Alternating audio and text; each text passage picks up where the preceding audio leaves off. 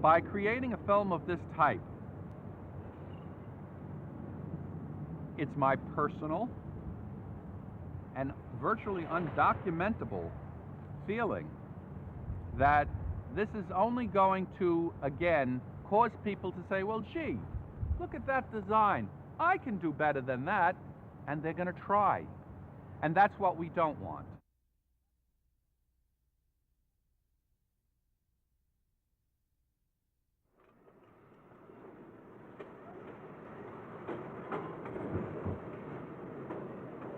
That's why I'm letting now I feel the vibes. I know how this shit is with the program, but it don't pest me, you know what I'm saying? Because this shit is all over with through me, you know, and I don't want it to seem like in the show like I still do it or none of that. It's just that I was one of the older brothers from way back, maybe years of Conley, and just knew what was up with it, you know, so that way I would keep my reputancy or discrepancy process real righteously right, you know. Even worry about it though, cause you know I don't even think about this no more, man. Cause you see how it look now anyway, right? That's what I'm Ain't saying. really We gonna about do our that. thing, That's you what know. I'm saying. You know, just don't let nobody know until they just see it for themselves. You know it. That's what I'm saying. When they see ours, our whole car is always crushing. You know. We was the monsters. You know what I'm saying? Yeah. Always the kings of this line. Stuff man. like this here, we won't have no problem. You know it. Burning that up. Word, man. They always came to me with paint, whatever, and say, yo, Case, man, hook me up this and that, hook me up with style. I did it. I gave him style 'cause I had so much style from having so much spark of charisma, you know, wisdom and knowledge plus understanding behind it, you know. You know, they came to me for style-wise, and I didn't mind generating my generosity, you know, so I did it. You know, I felt as though if I did this, it's like doing a good thing and favoritism to myself as far as good luck-wise or whatever, you know. So I done it. See how I'm always doing my computers, right? Like connectors.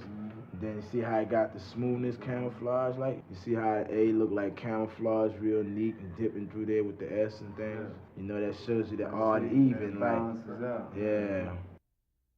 There you go, the fawns. Look at the fawns. Word. There you go. The fawns. Look at that nigga. That nigga loves the And you movie. know it's us, the Cold Crush. You said something right there. That's right. That's it. That, Yeah, B-boy. yeah, B-boy, all that. Yeah, it come out like from, you know, from the streets, you know, people hanging out, they ain't got nothing to do. So I remember like before that hip hop stuff started out, you know, niggas banging on the mailbox, you know, like Hard Hands Barretto, you know Hard Hands Barretto.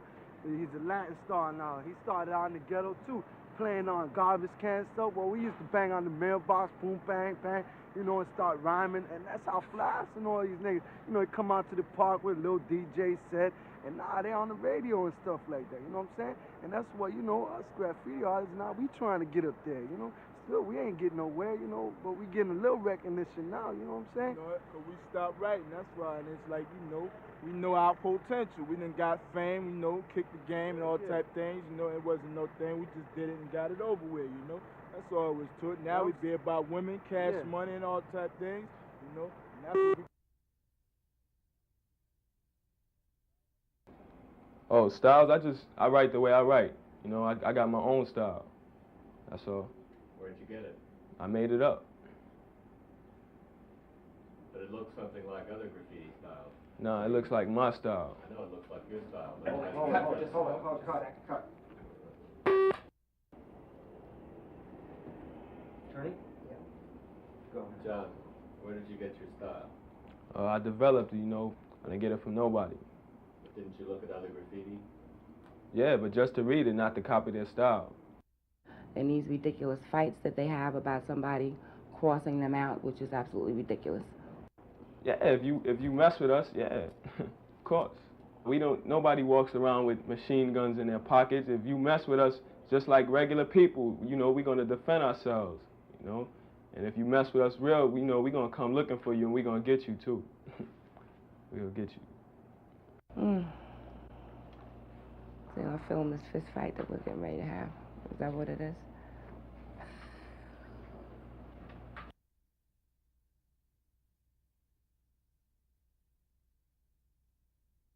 I guess it's pretty much like anything I would do on a train, I would do on canvas or I choose to paint on. I'm still using spray paint.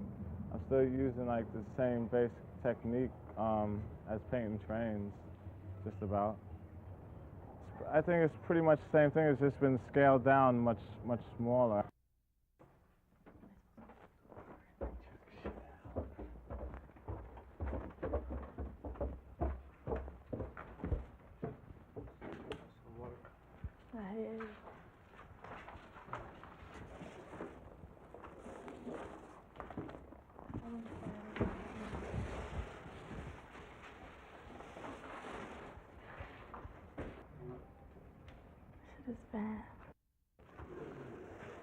And this one's called Sands of York.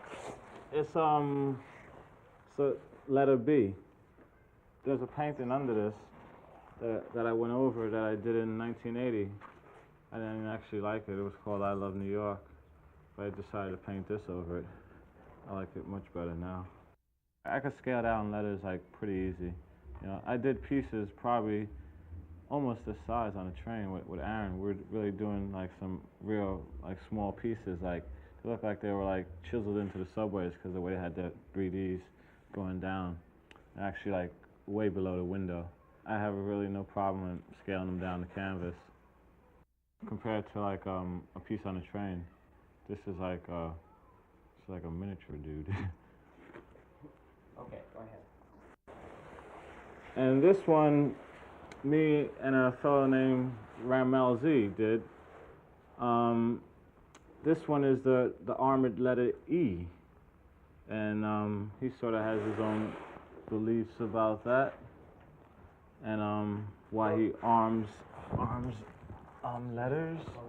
What, to arm a letter? Yeah. Just so it could defend itself, actually, because he says the Christians put a Catholic symbol on the letter, and the only way to destroy a symbol is with a symbol. So in order to destroy a symbol, you have to arm a symbol, and he thinks by arming letters, this Christian symbol will be destroyed.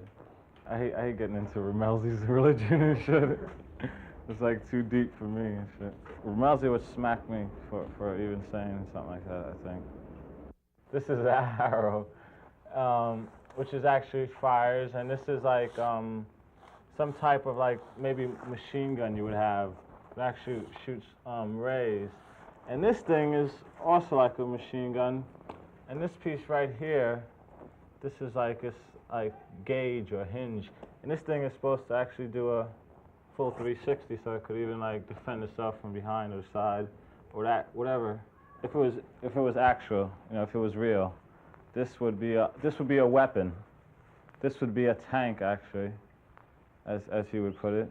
And this particular letter would be able to defend itself from like writing graffiti on trains and like trying to take an art class. You know, it's like, well, I just couldn't do it. You know, I couldn't see myself doing it. So I never really took an art class.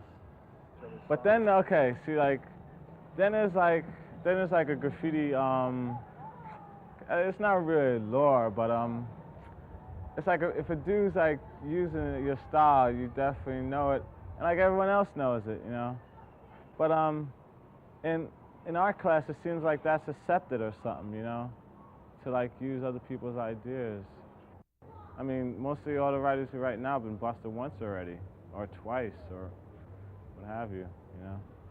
As before, like in old writers, like if you got busted, you just quit, you know. You didn't want to be out there like getting busted, you know. That was like, I mean, that was like, I mean, you didn't know the yard, or you just didn't know what you were doing, or something, you know. If you got busted, and that's how like old writers look at it, actually.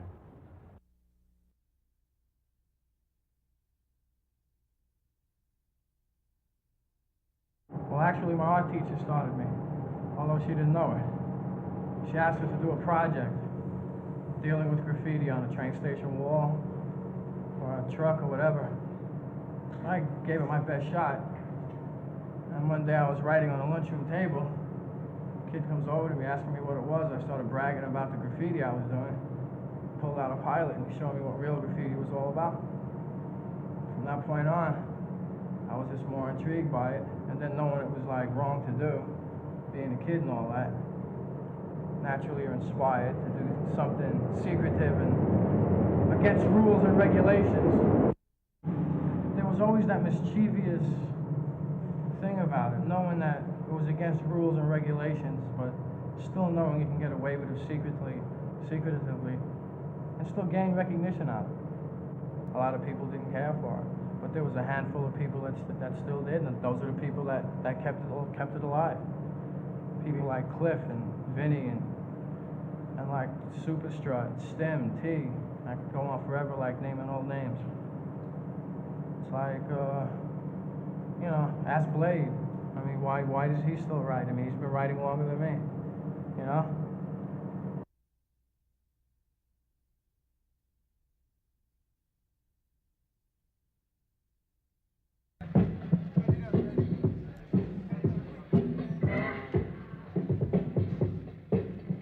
Bronx. It started like from around 183rd Street in Creston. Then like, you know, it was like there for around 2 years, 3 years, right? So like then they stopped breaking, right? So the prayers of everybody, right? His name is Jimmy D. He told me to make a division in Manhattan. So then I made one over here. And like most of the people stopped from the Bronx already, but some of them are trying to come back now, you know, because they hear that people are making money doing it.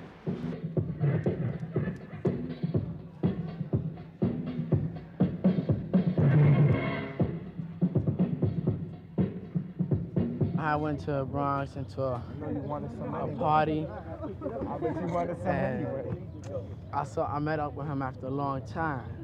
I asked him if I could use the name Rocksteady, and he said yeah. So, but now I don't know where he's at. Disappeared. So for now he left me in charge, and I started going all around getting different people, and like certain people who've been working with me, you know, keeping things organized.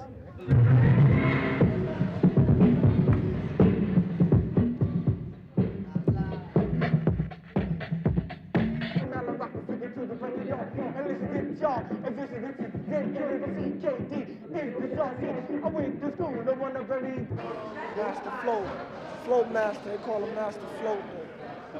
And he taught me how to float, taught me pop lock it, how to pop, move, like robots, you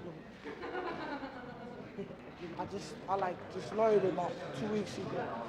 I'm getting good about a minute. Where did it come from originally? California. Like LA. Is that part of breaking? Nah, it's called electrical boogie. It's like the robot, but it's pop locking. You do a move and you like hold it, and you like move back, and then you start floating. And you come back, you know, you stop, do lean or something, and you just float and stop. And when you pop, you lock it, you hold it there. And then, I learned from him, and we had another guy in our crew that used to do it, but he's no longer with us, so I just learned from him. And once you get to know, it's easy. This guy's called Mr. Freeze. Where's he from? He's from Paris.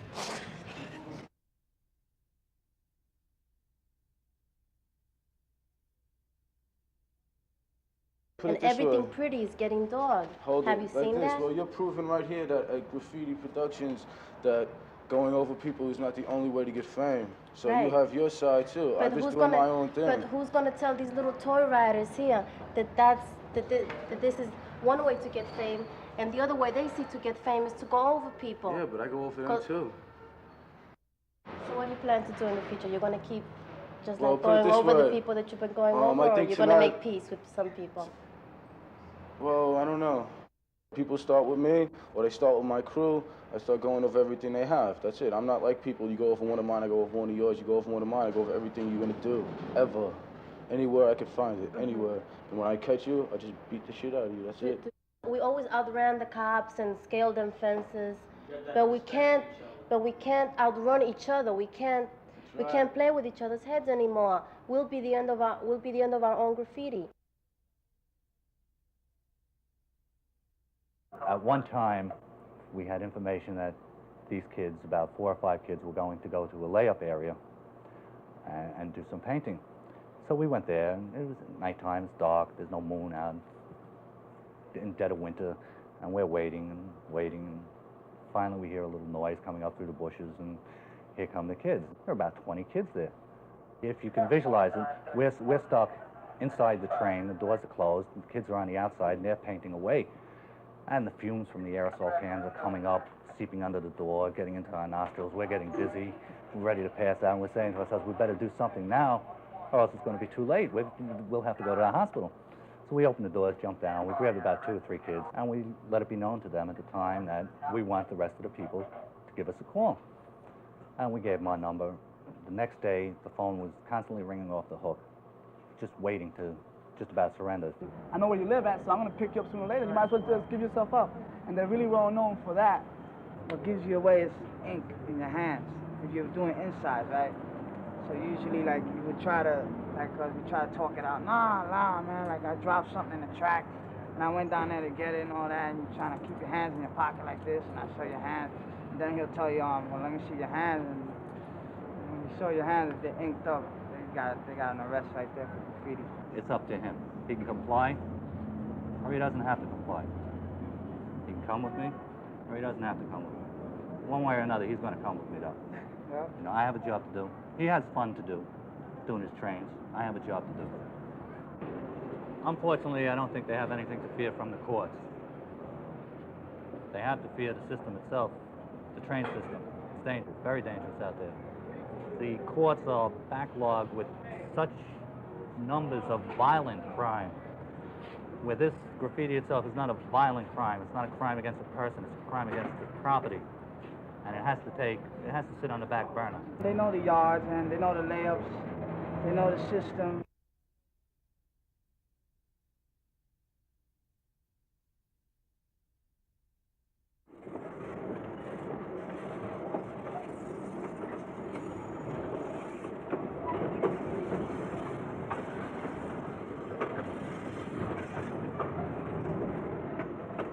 Usually I do my pieces in between the lanes, if anything.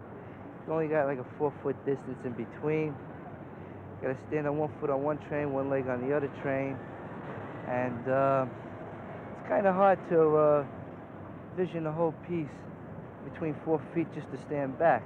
You gotta get used to it. Once you're used to it, you're able to proportion your pieces to the right size. All I know is it takes anywhere between 15 and 20 cans to do a full car. I like to color mine in solid, so I use approximately 20 cans myself. In the case of doing it top to bottom, you can either open a window and hang on the windows, open the door, you can hang out the door and fill in the top.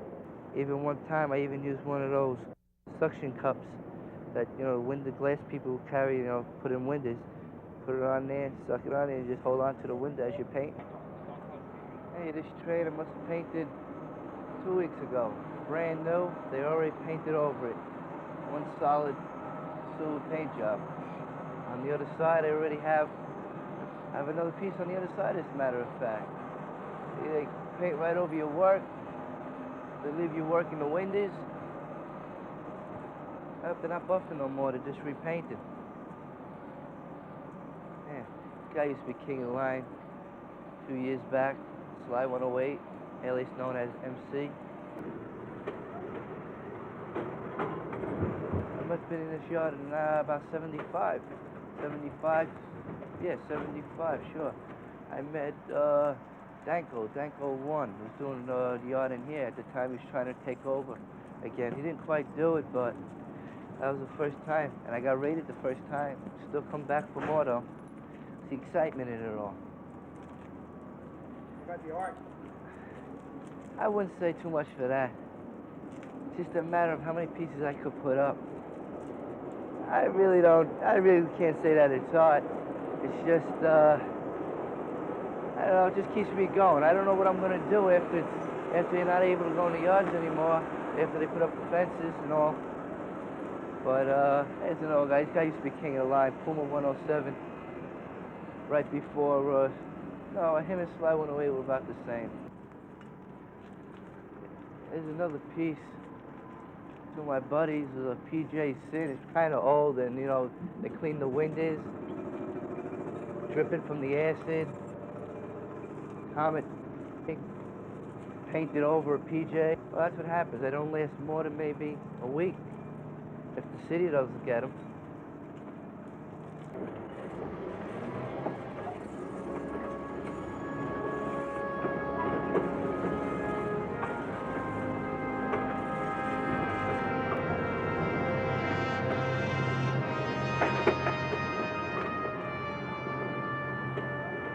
It would be so cool, like if you could just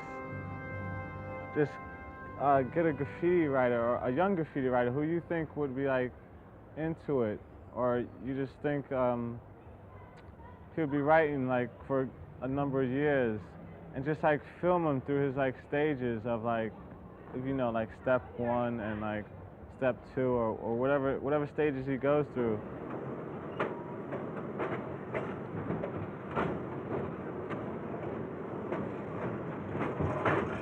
Just him on the way to the yard that night, you know, I mean, and then like him looking for that first piece or whatever.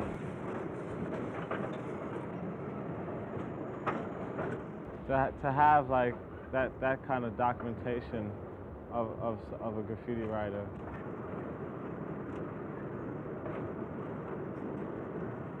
That would be like a real good film, actually. Well, it starts in darkness. I mean, that's partly romance, but it's true. It starts, it gets made, the work of art happens in darkness. Then it bursts into the light, and then we see it, right? Everybody sees it, hates it, loves it, you know, is stunned by it in one way or another. And that's kind of the feeling that I wanted to express at the beginning of the film. Henry is a very low-key person. Henry's wife, Kathy, is an actress and a very dramatic person. I remember we were having dinner one night, and we'd been kind of kicking this around, and what would this film be about? And Henry was saying, well, you know, it really is, there's rap music, and there's, and I kept thinking, well, where are the boundaries here? And is this, you know, how do we write the proposal to raise the money for this? And Kathy launched into this incredible, unbelievable aria. I still think of it as an aria, about the drama of this, of going into the tunnels, going into the layups, risking your life to paint a whole car in the middle of the night. And I thought, yeah, it's an opera. That's what it really is. And the music makes it an opera. And the dance makes it an opera. This is theater, and it's theater that's happening in real life in my city. And then I really felt it as a film. We may have forgotten in what terrible condition the subways were in, along with the rest of the city and its infrastructure at that time. The subways were a garbage dump, essentially. It was a vacuum of attention on the part of the, you know, civic authorities of the city. And you could argue that what graffiti artists and graffiti writers and taggers were doing was they were filling this vacuum the way they knew how. And in the course of doing it, discovered a capacity in themselves to make something that was transcendent. I didn't only want rap music in the film. I didn't only want the music that was, I wanted a lot of that, but I wanted another element that would make it feel like a movie. And I had seen Excalibur, actually. John Borman's, a couple of years before that, I had loved the way he had used Wagner. It was marvelous. So Sam Pollard, the editor, and I, you know, we started putting this opening sequence together and didn't know if it was going to work, right? Sam had a class, and he was teaching them film editing. So he brought these kids in when I wasn't there, and when I showed up, he said, oh, Tony, he said, I had these kids in here the other day. I said, yes. He said, I showed them what we're doing. I said, what'd they say? He said, well, one kid looked at it and he said, Excalibur. He said, oh yeah, that's the music from Excalibur. And I thought, yeah, exactly. That is what, so to them now it's a movie. In the 1970s, New York graffiti, rapping, and breaking became the prime expression. A friend of mine was a documentarian, saw the film, and he said, God, he said, you've done things with music that nobody's ever done in a documentary before, and it's astounding and amazing. You know, But that awful narration, he said. The How other, could you do that? The other thing about the narration is that he sounds enough like me that really I keep coming. People assume, lots and lots and lots of people assume that it's me.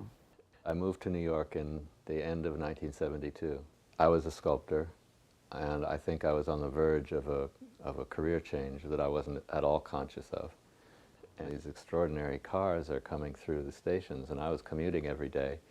And I couldn't wait. I couldn't wait to get on the train and see what was going on. I thought, wow, this would be great to try to take pictures of this. Somebody should be, documenting it.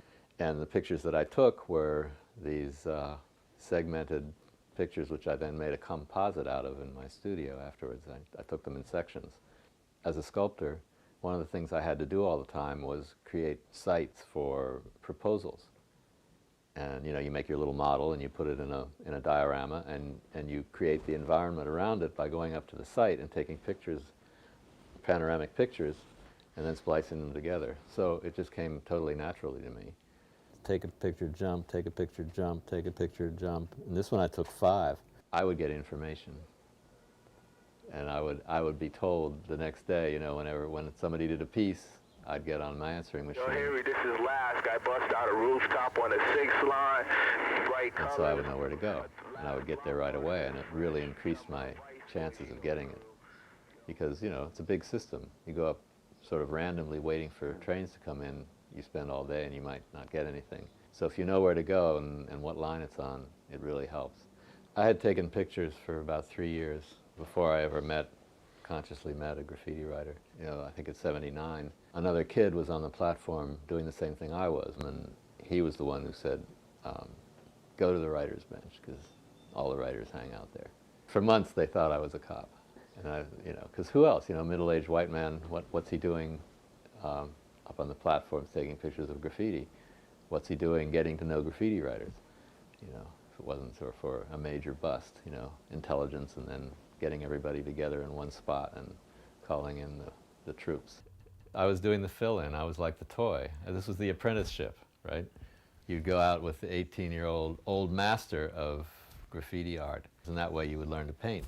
Well, after photography came along and began to be used, and especially with my pictures, I had such a big collection of a lot of the master's work.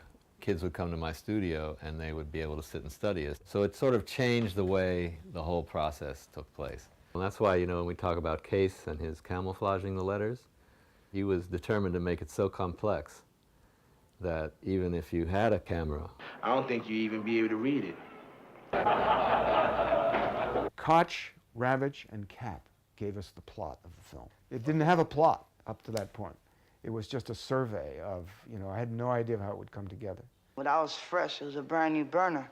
It only ran for 2 days, And he didn't even get a chance to run on the line, just like, after one of these interviews with somebody complaining about Cap, Tony would say, we can't use this unless we have Cap. This is meaningless unless we have Cap. It's just one-sided of a hand clapping, We need to have Cap.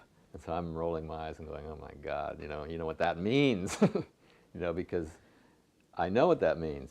That's the last thing in the world within the subculture you want to do is give him fame. So I was against it, and I was taking the side of the writers and not even mentioning it to the writers. Were you also concerned about the anthropologist, intervening in the activity of the culture? No, I'm not altering? that pure. And I was intrigued by Cap too, because I'd never met Cap. I knew people who knew him, but I'd never met him. I gave in, basically. So through the grapevine, I knew how to get to him. He had friends who were playing a double game too, pretending not to know him, but who knew him, and were actually friends of his. And friends who shall be nameless. Friends who shall forever remain nameless. So through these connections, I found him, and he was more than happy to be a part of this. But he said from the get-go, he said, you can't film my face. I said, okay, and I'm telling Tony he's going to wear a ski mask, and Tony's going, no, it's not working, it's not going to work. You can't wear a ski mask, but we have to do it anyway because it's better than nothing. So on the appointed day, he comes and no ski mask. And when I brought it up to him, he said, don't worry about it. People don't know what I look like until now. Until they start going to the movies. They're gonna see my face. Big deal. I'm glad I got Cap. I paid a little price, but I'm glad I got Cap. It's, you know, people still feel betrayed by it. I get that all the time. We knew that it was an amazing phenomenon, and we knew that the film that we were making was showing the world something, you know, that the world generally wasn't aware of, and that this would have some kind of impact. I don't think we had, you know, the sort of vision to understand the extent of it that it would become. Because of the photographs, it's been like a visa to another world that never in a million years would I have ever gotten into. Those photographs gave me this incredible access to meet the most extraordinary people. It's a gift to me that because of Henry, I got to make this film. There's so many paradoxes associated with graffiti about whether it's good or bad for society, good or bad for kids who do it. It's a tangle that can never be untangled or reconciled. And that, to me, finally, those paradoxes, the most fascinating thing of all about this whole project for me. That finally there is no judgment that can be made. It just is. And you can, the isness of it is, it's poetry and it's beauty. Star Wars had a very strong concept. There was a little question about how fair it was going to be. Did you want to present both sides of the issue? I always remember very distinctly Case. And I remember the material Case walking into the projects, you know, and yelling out to the people, and then the camera pans up, and then we're inside looking at him as he's creating one of his masterworks and stuff.